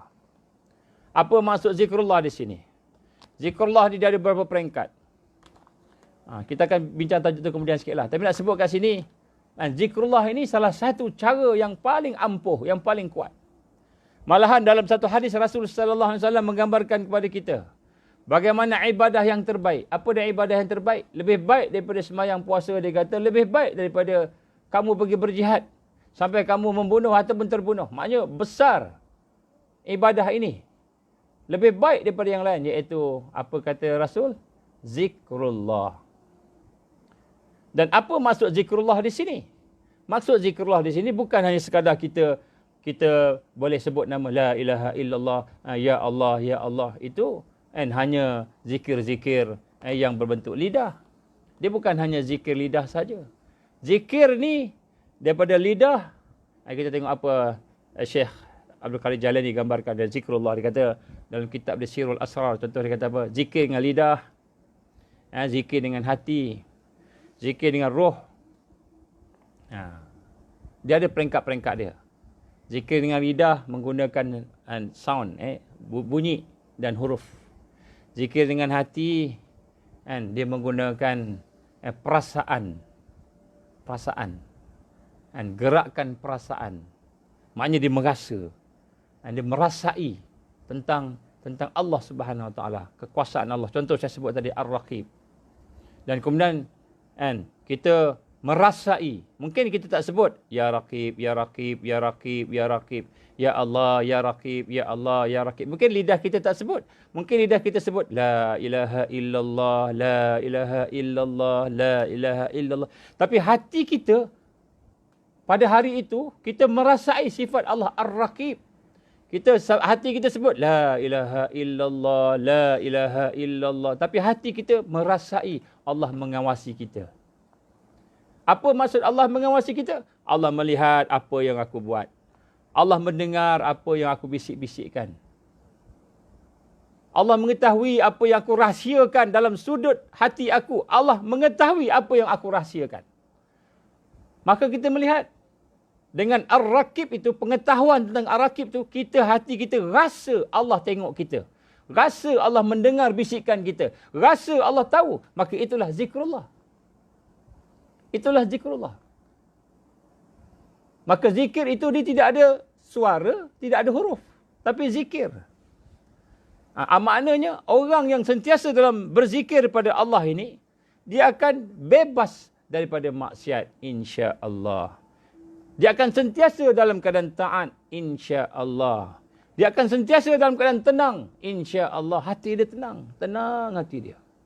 Hati dia tenang. Ini nak sebut sini bagaimana pengaruh zikrullah.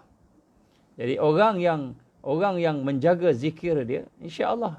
Kan, cumanya zikir ni kita akan bincang tajuk ni sikit. Zikir macam mana kita akan tengok secara detail sikit. Nak sebut kat sini, apabila internet tadi telah menguasai kita, dah menyerang kita, maka pada ketika itu dia akan menjadi sesuatu yang berbahaya. Baik, saya nak sebut sini apa yang terdekat.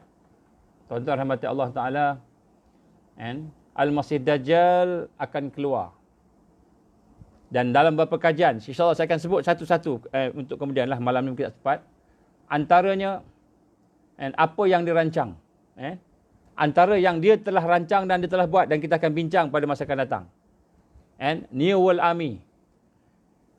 Dia akan membentuk satu pasukan tentera dunia. Di atas nama peace. Maksudnya keamanan. Kemudian antaranya dia akan menggunakan environment untuk menguasai satu negara. Dia akan menggunakan akta-akta untuk mengambil anak-anak. Ini contoh. Anak-anak. Contoh apa yang berlaku. Dia akan mengadakan akta-akta mana anak-anak itu dia mempunyai kebebasan untuk beragama, maka mak ayah tak boleh pilih agama dia. Dia kena bagi anak-anak tu bebas. Kalau dia lahir dalam Islam, tak boleh jadi agama Islam automatik. Kalau dalam Hindu tak boleh jadi agama Hindu automatik. Dia mesti jadi agama orang yang tak ada agama. Sampailah umur 18 tahun, dia pilih agama mana. Ini antara perkara yang dia telah buat dan akan buat. Dan kemudian ada banyak lagi ekonomi dan sebagainya. Tapi nak sebut sini, antara yang paling dekat yang menunjukkan Al-Masih Dajjal akan keluar, ialah apabila dia akan membentuk suatu, dipanggil the New World Religion. Dia akan membentuk suatu, ini yang terakhir, yang bermula perancangannya pada tahun 2020 ini, secara intensif, dia akan membentuk suatu gerakan untuk menjadikan agama dunia ini satu je. Dipanggil New World Religion. Ataupun dalam bahasa asal dulu dipanggil New Age Religion. New Age Religion. Baik, saya nak sebut dekat sini contoh. Contoh yang sedang berlaku. Bermula pada bulan Februari, 4 Februari 2019, tahun lepas. Di Abu Dhabi, di UAE. Ini yang terbaru ni. Kita tengok perancangan.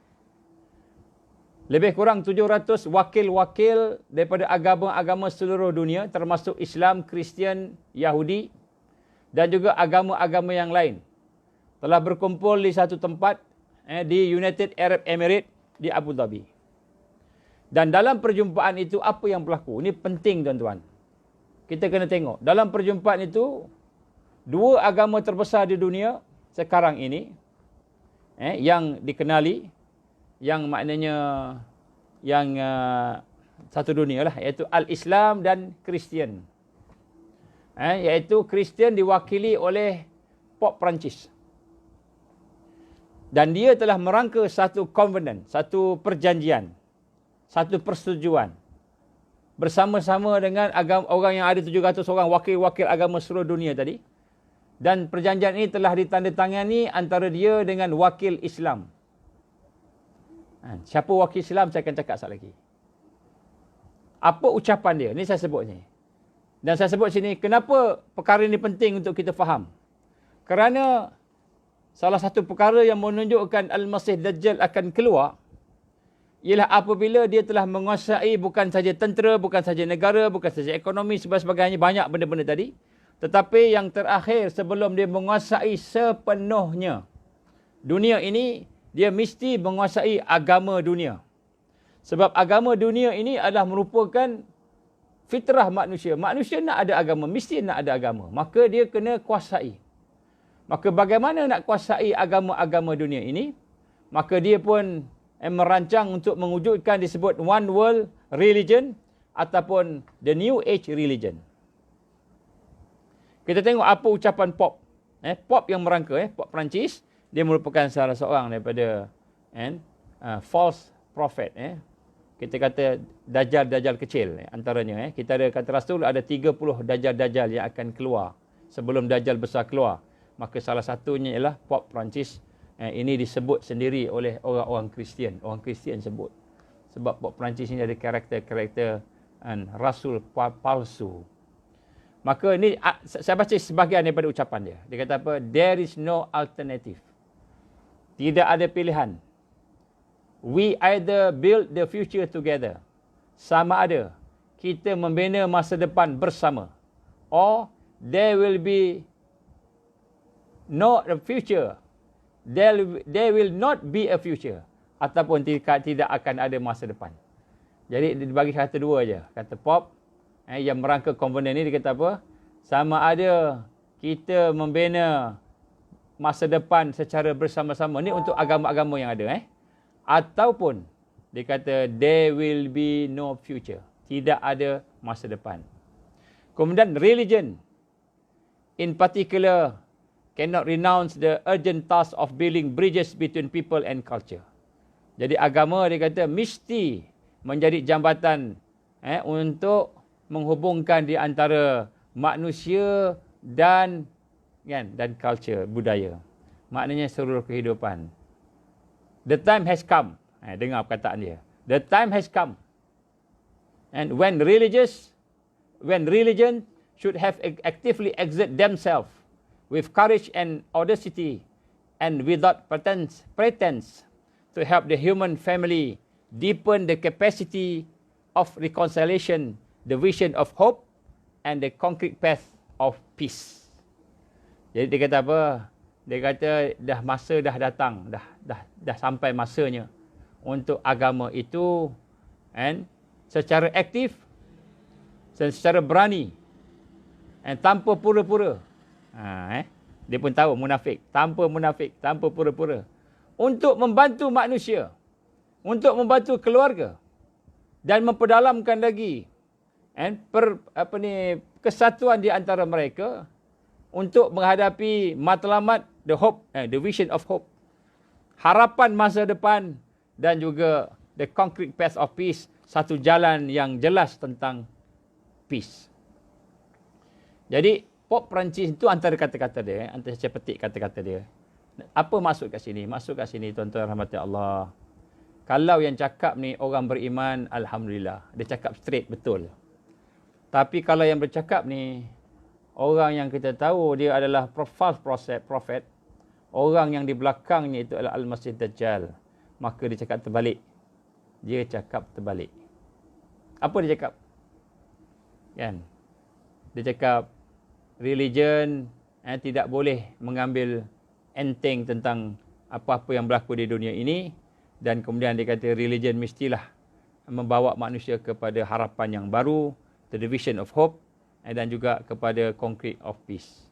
Jadi sebenarnya bila dia sebut terbalik ni, maknanya dia bukan nak bawa kepada peace, tetapi dia akan bawa kepada huru-hara. Kepada siapa? Kepada orang yang beriman. Kepada orang yang beriman. Saya akan post apa ucapan dia ni dalam saya punya wall besok, insya-Allah, supaya tuan-tuan boleh baca.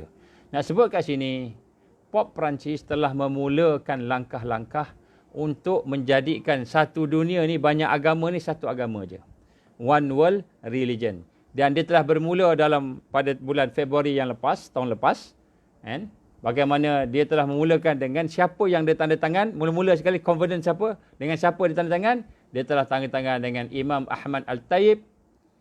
Imam besar kepada Mesir Al-Azhar. Dia sebut dengan the highest seat of learning in Sunni Islam, dan telah mereka dua-dua telah sign tanda untuk setuju mengikuti apa yang dirancang tadi. Secara tersurat cantik dan baik, tetapi secara tersirat sebenarnya mereka sedang menuju untuk membentuk the New Age religion. Apa itu New Age religion? The New Age religion itu sebenarnya bagaimana yang ada di dalam United Nations, iaitu agama Luciferian menyembah iblis.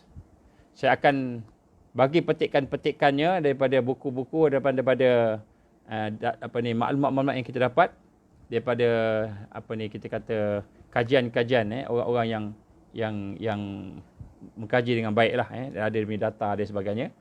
Saya akan masukkan dan menunjuk kepada kita apabila dia telah memulakan tanda tangan bersama dengan orang Islam, maka pada masa itu siapa-siapa yang tidak bersama dengan dia nanti, maka mereka telah digambarkan sebagai pengganas ataupun orang yang sesat dan sebagainya. Baik, nak sebut kat sini, dia telah pun mengumumkan One World Religion Covenant. Mereka akan buat satu tanda tangan secara beramai-ramai. Mula dengan orang Islam dulu. Lepas tu sekarang ni Pop dia akan buat pada bulan September 2020 ni.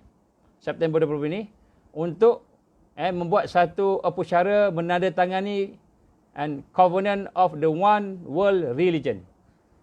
Maknanya agama, satu agama, dunia ni ada satu agama. One World Religion yang akan ditandatangani pada September 2020.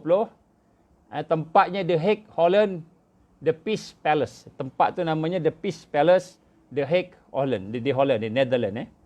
Jadi apa maksud kepada tanda tangan Covenant of the World ini, One World Religion ini, apa maksud dia? Dalam perancangan secara keseluruhan, insya-Allah nanti saya akan dedah satu-satu sikit-sikit.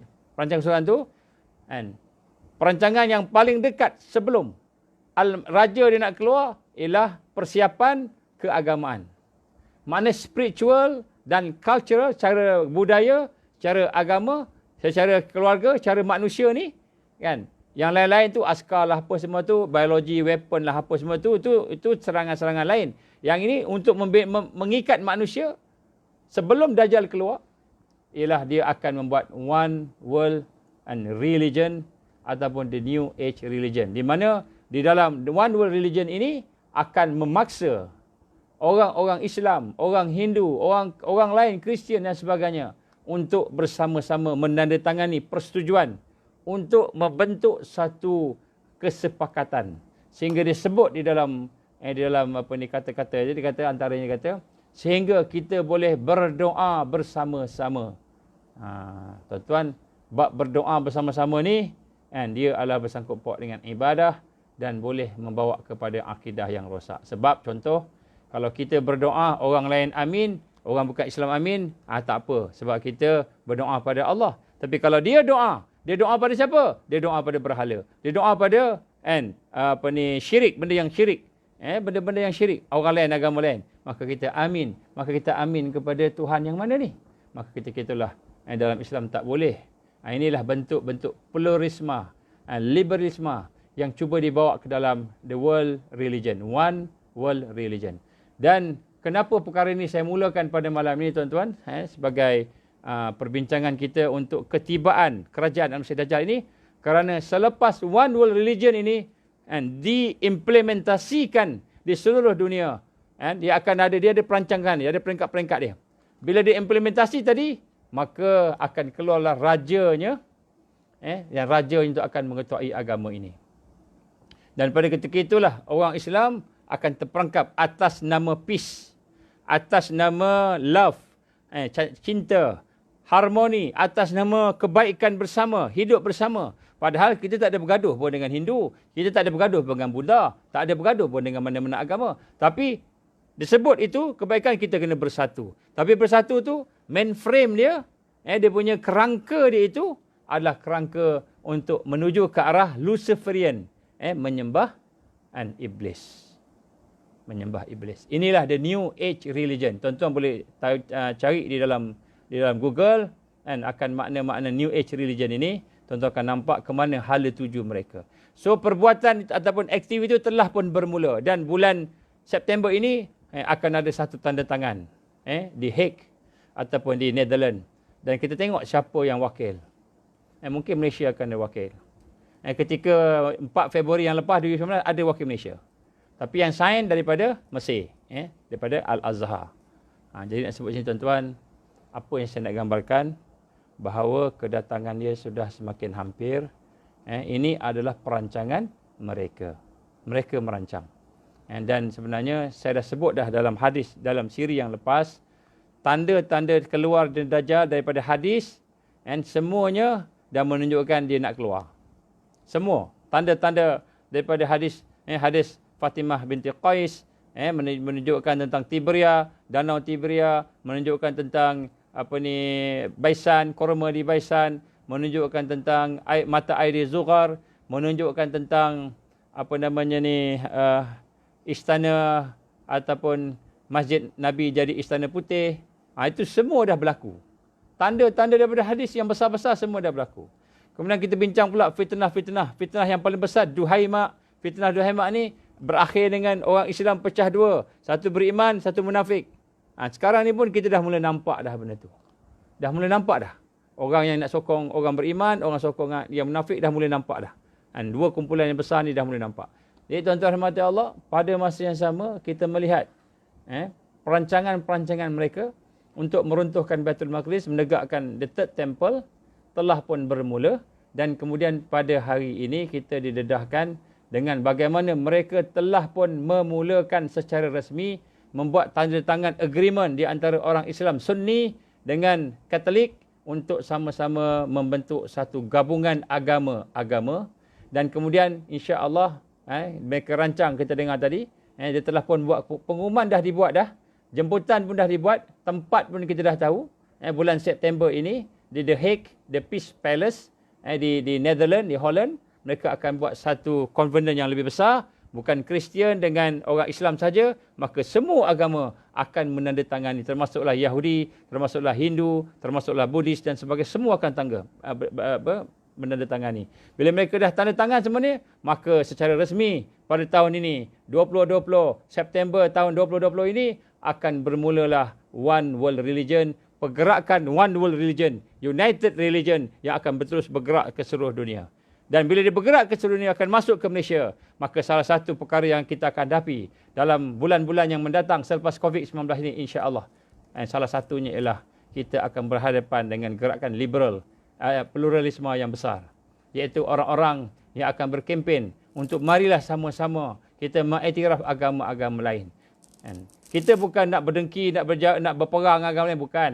Tetapi dalam prinsip dan pegangan hidup, dalam akidah, kita tak boleh mengiktiraf agama lain. Kita berbaik dengan dia, tak bergaduh dengan dia, tidak paksa dia, tak bunuh dia. Kita buat baik, tapi agama benda yang lain. Kata Rasulullah SAW, Al-Islamu ya'lu wala yu'la alaih. Islam paling tinggi, tidak ada yang lebih tinggi daripada Islam. Dan Allah gambarkan dalam Quran, wa may yabtaghi ghairal Islam dinan falan yuqbala minhu wa huwa fil akhirati minal khasirin.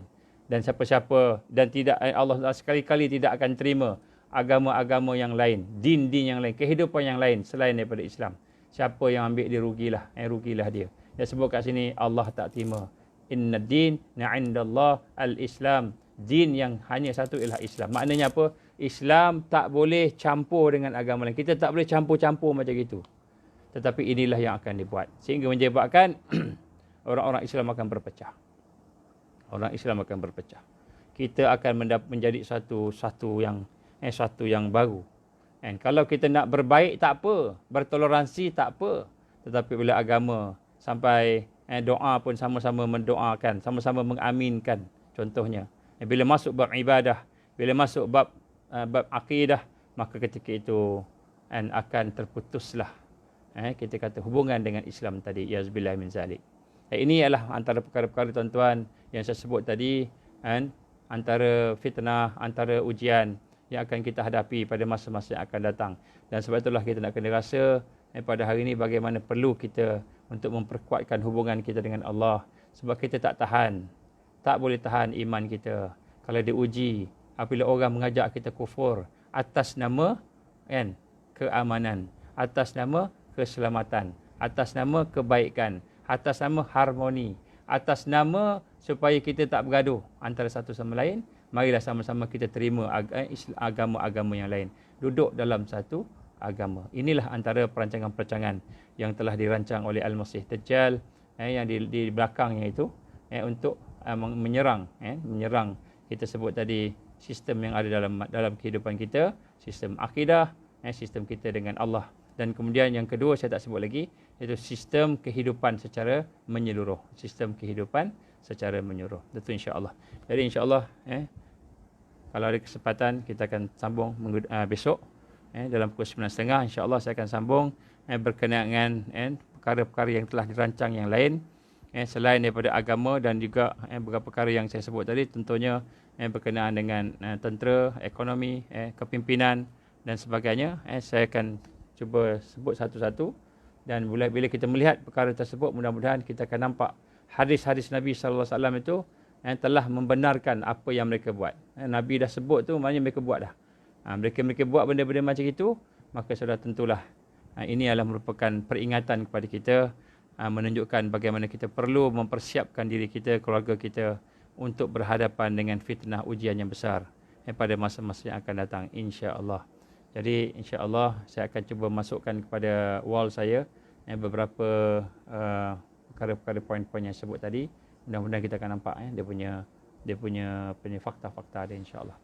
Aku liqali hadza astaghfirullahalazim li wa lakum. Tuan-tuan, mari sama-sama kita menghidupkan malam ni, malam nisfu Sa'ban, walaupun tidak ada amalan-amalan tertentu dan sebagainya yang secara khusus Rasulullah SAW sebut, tetapi pada malam ini kita hidupkanlah dengan zikrullah dan doa. Sekurang-kurangnya kita hidupkan malam ini dengan doa, minta supaya Allah memberikan kekuatan kepada kita mengharungi masa-masa mendatang ini yang akan berdepan dengan ujian-ujian yang besar. Antaranya fitnah-fitnah yang besar yang bakal kita tempuh digambarkan oleh Rasul SAW tu fitnah Al-Masih Dajjal dan juga tentera-tenteranya insya-Allah. Jadi kita cubalah doakan juga untuk saya dan untuk kami semua yang mudah-mudahan kita dapat istiqamah insya-Allah. Allahumma salli ala sayyidina Muhammad wa ala alihi wa sahbihi baraka wa sallam. A'udzubillahi minasyaitonir rajim. Bismillahirrahmanirrahim. Alhamdulillahirabbil alamin wassalatu wassalamu ala asyrafil anbiya'i wal mursalin wa ala alihi wa sahbihi ajmain. Allahumma innaka ta'lam anna hadhihi al-qulub qad istamat ala muhabbatik wa altaqat ala ta'atik wa tawahadat ala da'watik wa ta'ahadat ala nusrati syari'atik. Fa'athik Allahumma rabitataha wa alimuttaha wa hadiha subulaha wa amla'aha binurika allazi la yakhbu wa syarah suduraha bi faidil iman bik wa jamil tawakkuli alaik wa ahyiha bi ma'rifatik wa amitha ala syati fi sabilik. Ya Allah, innaka ni'mal maula wa ni'man nasir. Allahumma ya muqallibal qulub tsabbit qulubana ala dinik wa ala ta'atik wa ala jihadi fi sabilik. Allahumma khtim alaina ya Allah bi husnil khatimah wa la takhtim alaina ya Allah bi su'il khatimah.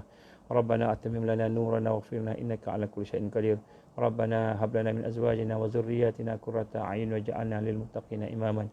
Rabbana atina fid dunya hasanah wa fil akhirati hasanah wa qina azaban nar. Allahumma inna na'udzubika min azabi jahannam. Allahumma inna na'udzubika min azabil qabr. Allahumma inna na'udzubika min fitnatil mahya wal mamat. Allahumma inna na'udzubika min fitnatil masih dajjal. Allahumma inna na'udzubika min al-ma'sam wal maghram. Rabbana taqabbal du'ana innaka antas samiul alim wa tub 'alaina ya Allah innaka antat tawwabur rahim. Wa sallallahu alaihi wasallam Muhammad wa ala alihi wa sahbihi baraka wa sallam. Subhana rabbika rabbil izzati amma yasifun. Assalamu alal mursalin walhamdulillahi rabbil alamin. Subhanakallahumma bihamdika asyhadu an la ilaha illa anta astaghfiruka wa atubu ilaik. Bismillahirrahmanirrahim. Wal 'asri innal insana lafi khusr illa allazina amanu wa 'amilus solihat wa tawassaw bil haqqi wa tawassaw bis sabr. Wabillahi taufiq wal hidayah. Assalamualaikum warahmatullahi wabarakatuh.